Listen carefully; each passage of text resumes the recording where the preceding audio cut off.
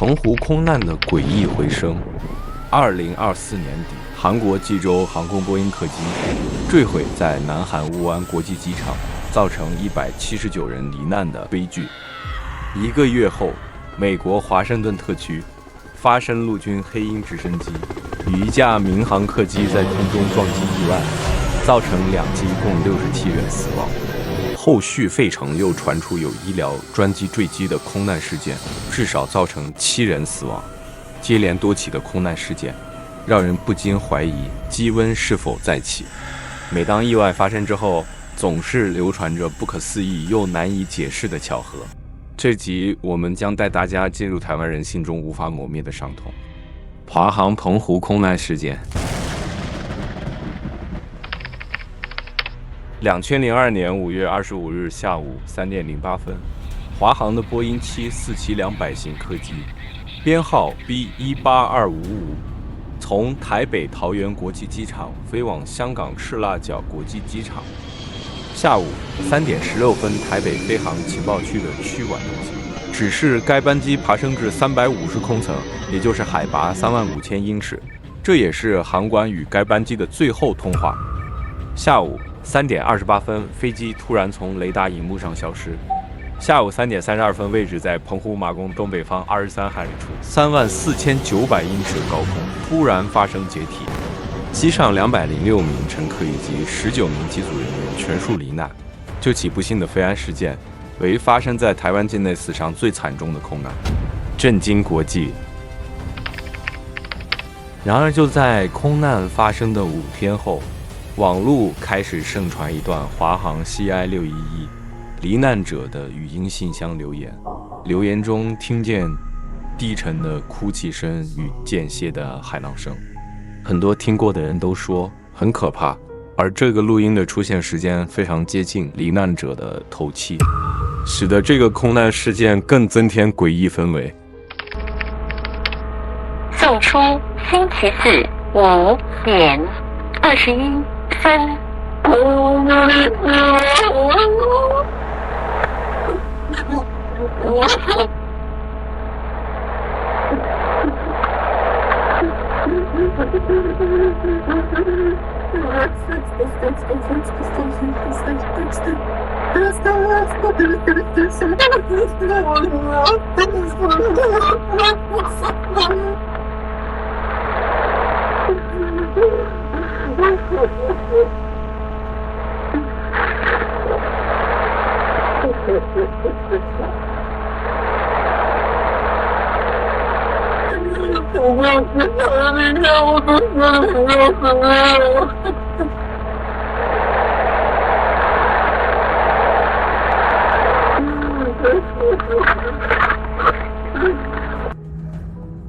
录音内容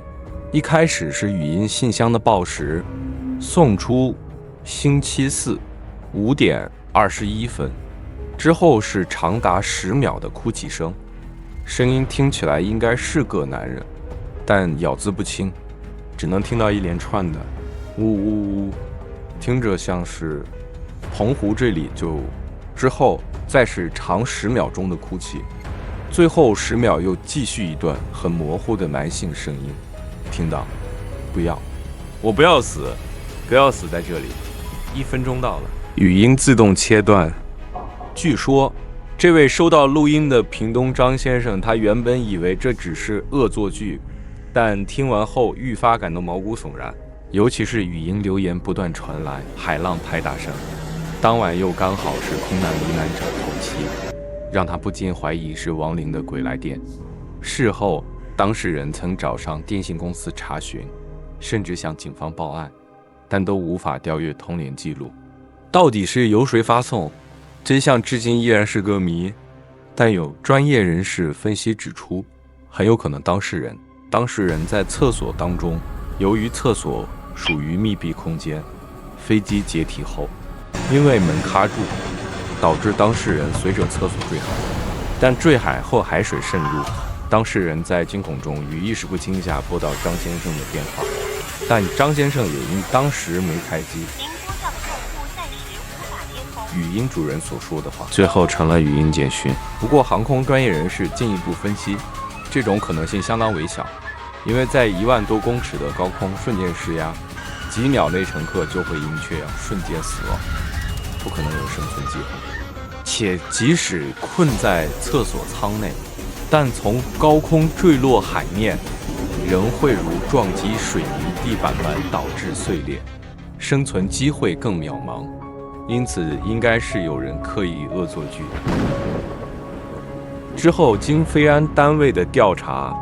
飞机的失事原因是由于飞机机体的部分零件金属疲劳，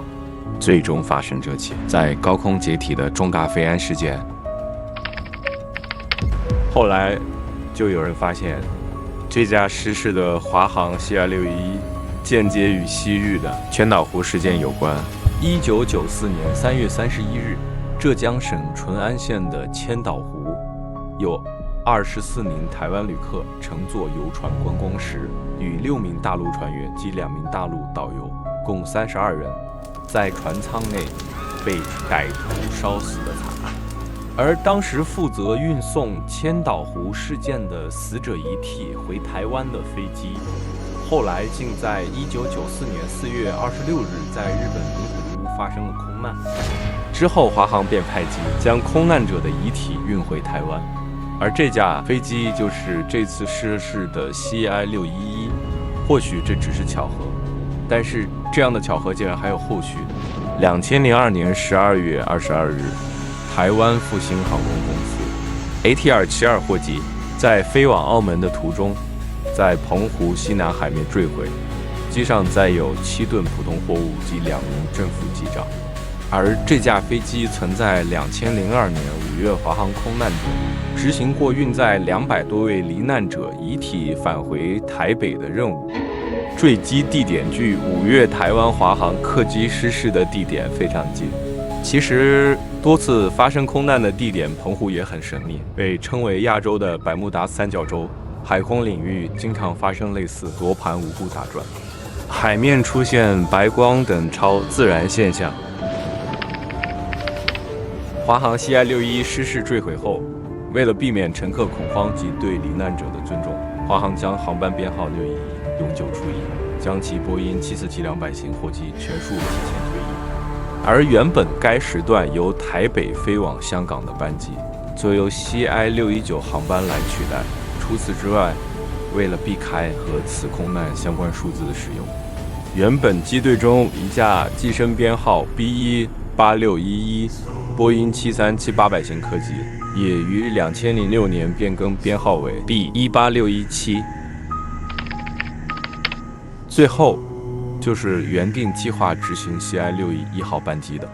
并非是失事的这架 B18255，而是编号 B18272的波音747-400。但由于 B18272临时调飞其他航班，华航只得调动正在进行出售前检修的18255来执行611的任务。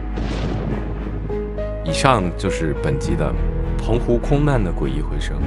如果喜欢我们的节目，请帮我们按赞、订阅、分享。如果你有可以吓死小编的鬼故事，也欢迎投稿。